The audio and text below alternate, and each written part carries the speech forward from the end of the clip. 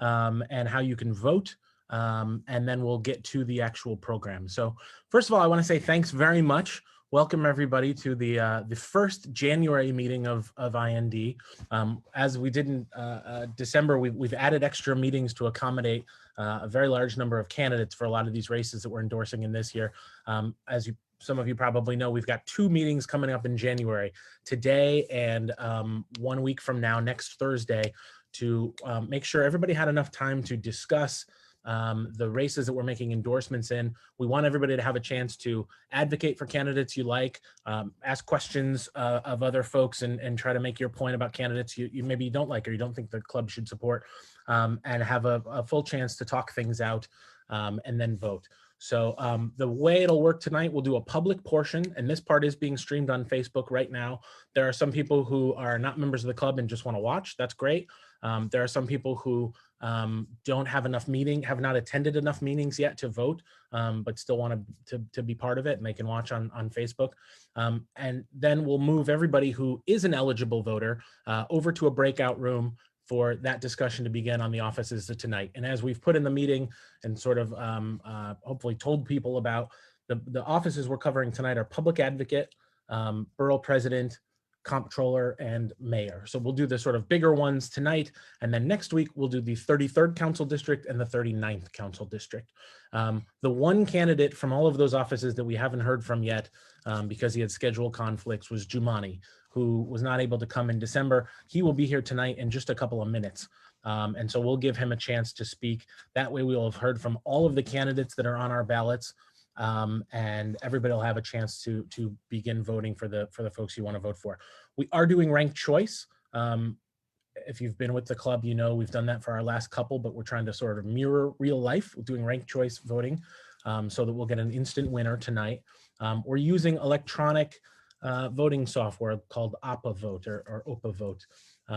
Alyssa sent out a sample ballot that everybody hopefully had a chance to look at if you wanted to take a look and play around with it.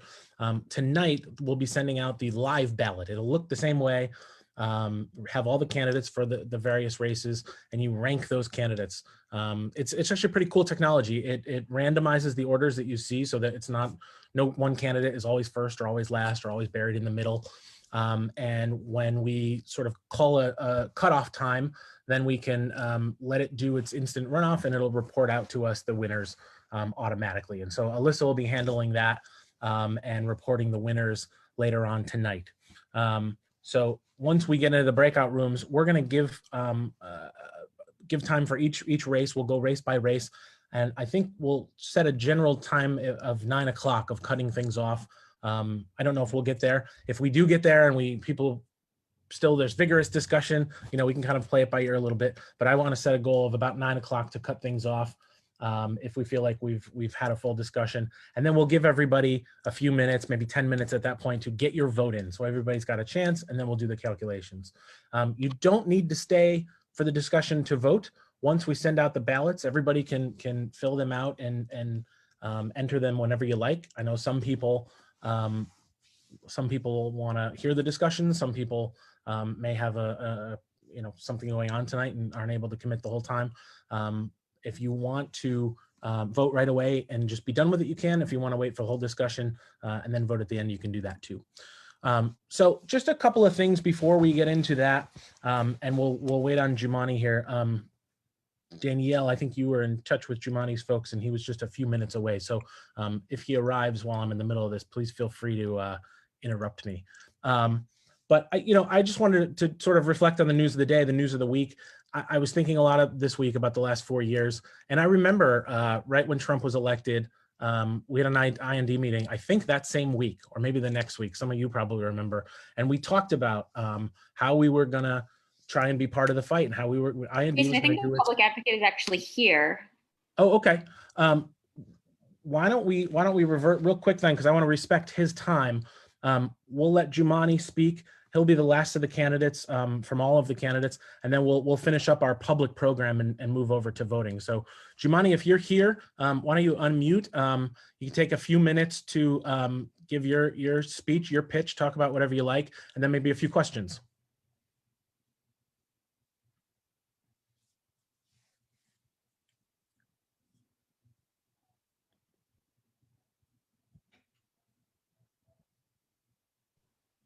There we go. Peace and blessings, everyone. Can you hear me? Yes. I have to get permission to unmute, so I appreciate it. Thank you, Jason. I can't say everybody, but I'm pretty sure I saw some of them, Simon and some of them, Melman and Josh and Jesse. So peace and blessings to you all and to the entire IND leadership and all the membership. I appreciate the ability to speak for a few moments. Hopefully we're taking a couple of minutes to breathe.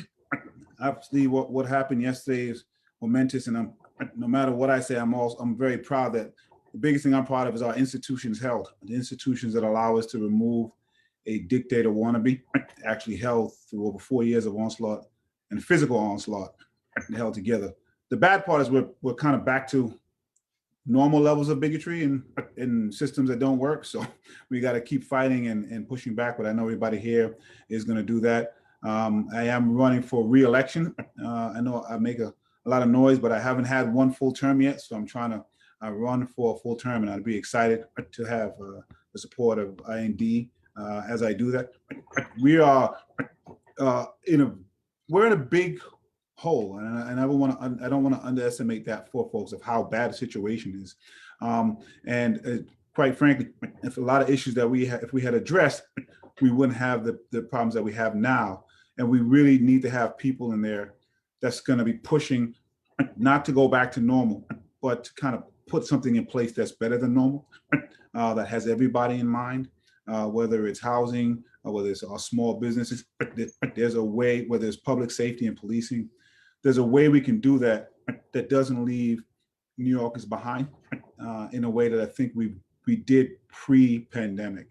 And so the Public Advocate's Office is a great space for somebody who's willing to do that pushing, who has experience not just pushing, but actually getting some things done, things that folks thought wasn't necessary. And the past 2 years, I guess almost 2 years now, we've reconstructed what this office looks like, what it's doing. And we've had some awesome successes in putting out reports. Thanks to the work I've done with the partners in the council, we've passed more pieces of legislation than the last two public advocates combined. And so I'm proud of that work, but there's just a lot left to do. And we have to have leadership that's gonna have the courage to push forward. So I'm looking forward to continue that partnership with IND, and I would really, really like to have your support, and happy to answer any questions that folks may have.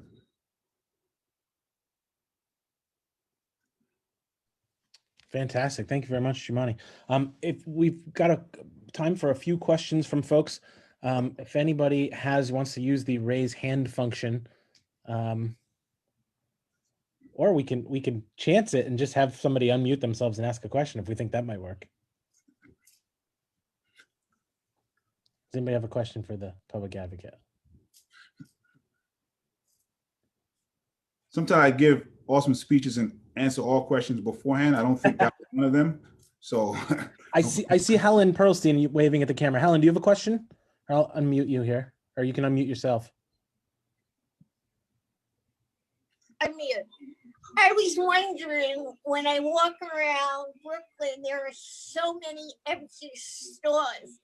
It really breaks my heart. And what he is doing to help these small businesses. Yeah, it's a big issue. I happen to have had a small business before I ran for office on Fifth Avenue, Fifth Street, called Earth Tone. It's a vegan veggie cafe. Our businesses, everybody is suffering now, but our small businesses in particular, we should be paying a lot more attention to. They're higher local, and they're the kind of bread and butter of our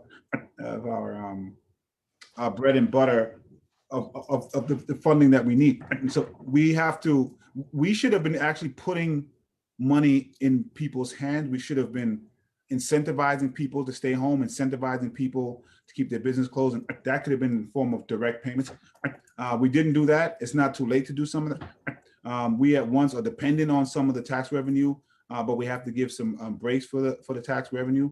We were trying to push forth some businesses. You know, when the Amazon thing came on, we were saying some of the money that you want to give the tax breaks to Amazon, we can give some of those same tax breaks for small businesses if they hire a certain amount of people. And that's the kind of ingenuity that we're going to need to help small businesses survive this and move forward. I do believe we have to have some version of rent control the way we have with residential, because what often happens after our small businesses really make it a very great place for people to come, they're the first ones kicked out. So you have to find that balance where at least they have the ability to have a lease for a certain amount of time and a renewal in a way that the residents have. So we haven't done enough. We have to be creative, and that's some of the ideas that I have.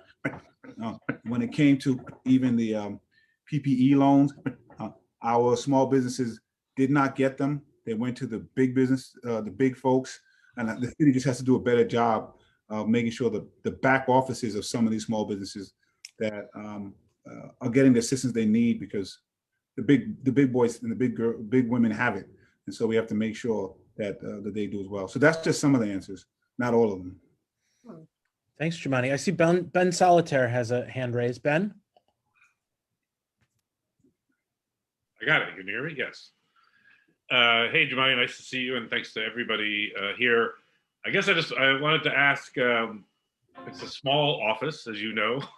It doesn't have a great staff, or a great staff, not a large staff or funding. And I was curious, would you, as we recover, want to advocate for expanding the office? And I also want to tag that, do you see, given it's a citywide office, I know there's constituents call you for individual problems. Do you see that the constituent services or policy advocating, given the size, or if it's a modest increase, as a primary focus for what you want to do? We definitely have a small budget. And, I try to tell folks the budget I have is smaller than several of the borough presidents individually. We have a smaller budget than the Brooklyn borough presidents. It doesn't really make much sense. It's unfortunate. So I definitely advocate for additional funds. You have to be careful in this time because we're in some dire straits. We're definitely not in insurmountable straits, but we're in some dire straits. We did get a small increase. More important, the mayor can no longer, the budget just can't be cut like that. That used to be something that happened. Bloomberg was mad at Betsy Gotbaum and kind of just cut her budget. That can't happen anymore. So we're happy about that. One of the things that I'd love to have is subpoena power.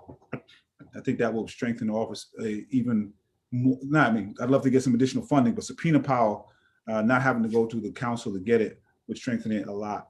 We kind of refocus the office. Each public advocate brings their kind of expertise and specialty. Tish James was an attorney, so there's a lot of focus on the work the attorney does and how we can litigate some things. And now, of course, she's the attorney general. I came in as an organizer, so I viewed it from that way. I expanded the community engagement team, and we now have deputy public advocates in issue areas and organizers in those issue areas and borough advocates to really focus on getting information from the community. That's what really guides the policy decisions that we make, the papers that we put out, and the legislation that we put forth. And so my hope is that we can somehow concretize the structures we put in place. A lot of folks, quite honestly, don't know what the Public Advocate's Office does or why we need them. And so my dream is to make sure that those questions are never asked again when I leave. So we're trying to structure it off in a way that other public advocates will come and really feel that it's something that they can't just take apart. Thanks very much. Do we have maybe one other question for the public I have a advocate? question. Can I ask a question? Sure, Lucy. Hi. Yeah, I had called your office about this and had a couple conversations. I was recommending that your office go to the city council and hold a hearing on the police department and on the many, many abuses that we know that they committed during the protests.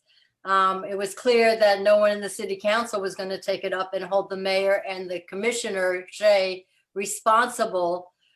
Clearly, the commissioner approved of all the abuses from the department, the kettling, the too tight zip ties, the batons, the bicycles, the whole thing. And I was hoping your office would call a city council hearing and make these people accountable. What's your take, and what has your office done, or what can they do? And I ask, is it fair now the taxpayers are going to have to pay millions of dollars for the many lawsuits, and there was a class action lawsuit filed today, I believe, against the police. Well, thank you. Very rarely does someone ask me what I'm doing about police accountability, so it's refreshing to get that question. I think that's a subject that people usually associate me with, so it's good to have a refreshing question. One, I just want to make sure it's clear. I can't hold hearings in the city council. As an ex-official member, I can attend hearings in the city council. The public advocate can hold its own hearings, but I don't have the same subpoena power and the ability to compel people to come, or the infrastructure that the council has. So we are actually looking at what hearings we can hold that makes sense without that subpoena power, without that compelling and infrastructure. And we're thinking about that. I'm happy with the Attorney General, what she just did with the lawsuit and trying to put a monitor. I will say this, and I've been working on this for a number of years, and I've come to the conclusion that there is now what I want folks. I want everybody to use the tools that they have, and the Attorney General did that, and she did it in a wonderful way. There is no amount of reforms, there's no amount of monitors, there's no amount of lawsuits that is going to fix this problem without the political will to do it. So Minnesota had most of the reforms that we would think a police department needs before George Floyd died. And the main problem is we have leadership that doesn't even accept that there's a problem. So I have to argue sometimes with the commission when there's a phrasing that we don't have disparate policing in the city, which we do. When a high-ranking chief says that there's no kettling in the police department, there's not even an acceptance that there's something to fix. And so what we need is the commissioner and the mayor to be on board with what needs to happen, because what happens is when you have the monitor, when you have this, you check the box, but you go on with the things the way they've been going. And so it's not a reform issue. I really believe, and I have this on our website, a 10-point plan to reimagine public safety. The question is not reforming the police department. You need to have accountability. You need to have transparency, 100%. But the question is, what is public safety? What keeps the community safe? And what is law enforcement's role in that? And how do we fund all of the other things that keeps the community safe? Because communities that have access to safe and affordable housing have access to quality food that's nourishing, and access to education, good educational facilities. Public safety looks a lot different. And so we have to play that role. Obviously, with the kettling and the way that police dealt with the marching is just one part of that. And they came out of there. The cops didn't have leadership. I don't think anyone was really giving them a guide of what to do. But it was clear that sometimes they come there with an agenda that heightens the situation. And when I was there, and I was personally there, the question was, we should be focused on how best to facilitate nonviolent protests. It really seemed that they were there trying their best to stifle it at times, and that causes a problem. For instance, okay, you can't be on the street, you can't block the traffic. Well, at that moment in time, when the whole country was up in arms, the least of our worries at that moment in time was people blocking traffic. And so folks remember when Eric Garner, that case came down where there was nothing was going to happen to the officer. New York City was one place where we didn't see destructive behavior. West Side Highway was shut down, but the good decision was made by the mayor to just let them walk. Had we tried to stop that, I think we would have seen what other cities see.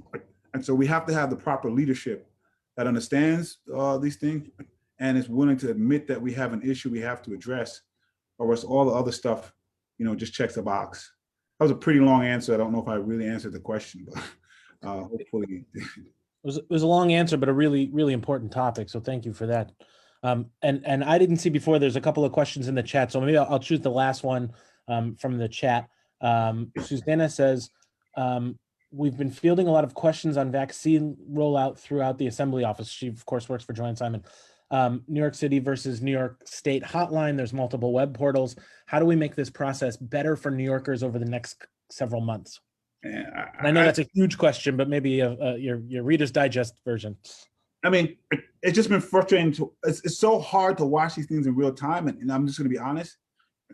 We've had a problem with the federal government. We knew that. We've had a problem with the president, but it's not all them. And it's not all them. We had, I believe, and this is me. We had the wrong executive at every level of government in New York City. And if one of them had been different, this rollout, everything would have been different.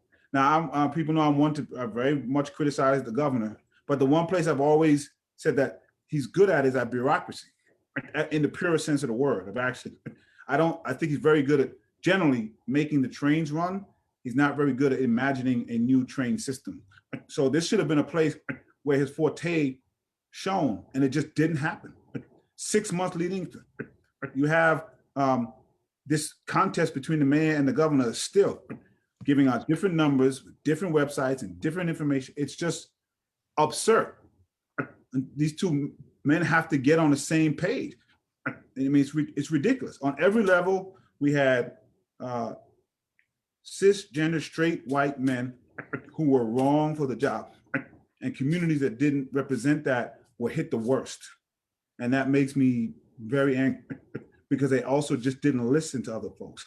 My office put several plans in place, and the mayor finally started doing one when it came to the schools, but it was much too late and the damage was done.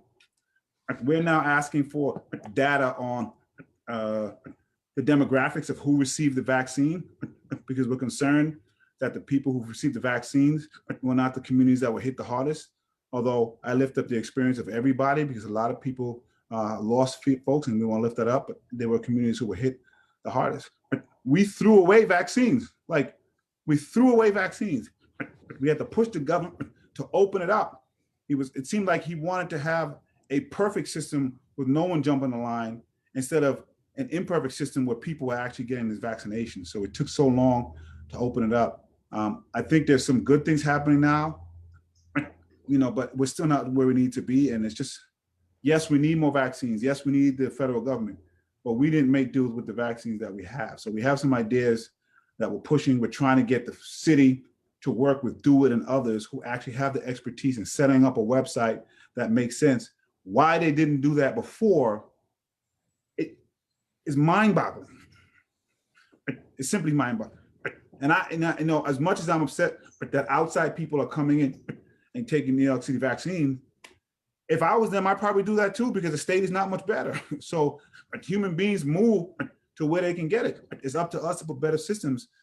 And it's just been failing. And we just came off a census where we had people on the ground talking to communities. That structure is there. And we're not doing it. We have communities that are afraid of the vaccine and have a right to be afraid based on the history. And we have to come at them with empathy, but we're not doing that either. So I got a little upset there, but I'm upset to see what's happening. But they are now at least beginning to talk to more of us. And I'm hoping that the ideas that we're putting forth are, taken into account. Well, thank you very much. We appreciate that update, and thank you very much for being with us here tonight, for taking the time. For everybody else, we will do a quick update here on what the process is going to be, and then we'll move into the breakout room for the discussion. All right, peace and blessings, everyone. Thank you. Thanks, Jumani. All right. Just want to make sure to remind folks, if you're here tonight, please make sure your name represented on the screen matches your actual name. So we've got people right now taking attendance to see who's here. We want to make sure we both note that you're here and that we see you so we can send you a ballot. If you've got more than one person here, so for instance, Kenan and Alyssa are both in front of the same Zoom, they've put both of their names on their Zoom name so that we can see that you're both here. We don't want to shortchange anybody and make sure we get you the ballots. So we will do that in just a minute. We'll give the sort of attendance takers a second here to go through, make sure they've got everybody. And then Alyssa, maybe you could tell it, how's it going to work for folks? What should they look for? What will the ballot, what will it look like in their inbox, and what should they do with it? Yeah, thanks, Jason. And thank you all for sort of bearing with us. This is our first pandemic endorsement vote, so we are working through a ton of different things. So everyone who was eligible to vote prior to tonight's meeting should have received a sample IND ballot. So if you received that, you had a chance to look through and see what the real thing will look like and sort of play around with the different ranking features and all of that. If you became eligible tonight, meaning that you're a dues paying member and tonight is your third meeting, you will also receive the official IND ballot, which will go out when we move to the breakout rooms. I'm going to, thanks to our great attendance takers, I will copy all of the folks that have been moved to the breakout room and send along a ballot. And then if you believe that you should have received a ballot but have not, you can reach out to us via chat, or Tyler or Jesse or anyone. Will be triaging as we go. And when you receive the ballot, it should come from the indbrooklyn.org@gmail.com via OPA vote. So same way that you received the other one. Just in case, check out your spam box. We know different mail systems have different flags for that. So check it out. And then, when you open the ballot, you can see it's all of the races on the single ballot. And as Jason mentioned, we're using instant runoff ranked choice voting. Something important to note for the mayor's race, there are 10 candidates or 9 candidates plus no endorsement listed. You do not have to fill out all 10. You can do 1, 2, 5, or all 10, whatever is your preference. And another important thing to note, in every race, no endorsement is listed as a candidate. So just keep that in mind as you rank your preferences. I'm happy to answer any questions about the software, or if you're having trouble accessing your ballot, we're all here to hopefully have things run smoothly. Perfect. And you said the magic words. Thanks for bearing with us. We're going to thank you in advance for your patience. We think we've got a good list. We think we've got good status on everybody. And so we're going to, in a few minutes here, move all of the eligible folks into the breakout room to begin that discussion. I think inevitably there'll be some people that think they're eligible and are not on our list, or vice versa. And we've got some folks lined up here that will not go into the breakout room, that will just sort of help troubleshoot and check that with you. Maybe an issue of dues not coming through, maybe an issue of attendance not being noted or something like that. But we'll do our best and get everybody in. And again, you can vote right away if you want, and I hope you consider this, you can stay for the discussions, participate in the discussions if you like, and vote near or towards the end. And then we'll try and cut everything off at once, give people final 10 minutes or so to vote, and then announce the results. So one last thing that I'm going to mention, and then we'll start moving people over, is IND elections. We are at the end of our term coming up. In February, we will vote on new officers, on new board members. The way that will work is in January 28th at our next meeting. People will, that'll be the open period for nominations. So you can nominate officers, you can nominate e-board members. Anybody who's going to be running as an officer has to be nominated next week. E-board members can be nominated next week or at the February meeting. On the February meeting, we will vote on all of those positions. So I'll let the folks who are running for office prepare their speeches and that sort of thing for next week. But just so a heads up that that's coming.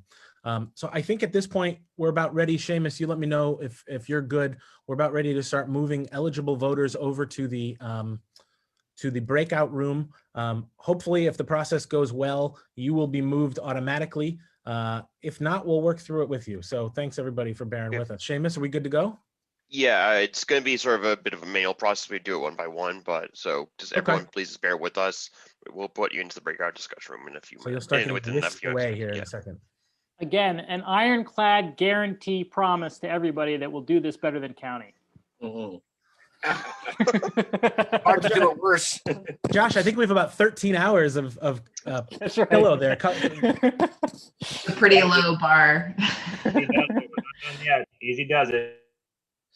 You know, speaking of county, and there's not really space for a full update, but just as people start to get moved over into the breakout rooms, there is a lawsuit still pending, and so I've been talking with our district leaders. We're not sleeping on that. We're sort of waiting to see that resolved. We will be convening the 52nd Assembly District. We want to make sure we get that going. Vicky Eastis and some of the other folks from her group they put a lot of work into rules last year. We want to make sure we don't lose any of that progress that we've made. We're just a little bit in a limbo here as we wait on some of these lawsuits because we literally don't have our membership. The membership itself is in question, but that is something that I think we'll be hopefully making progress on in the near future. So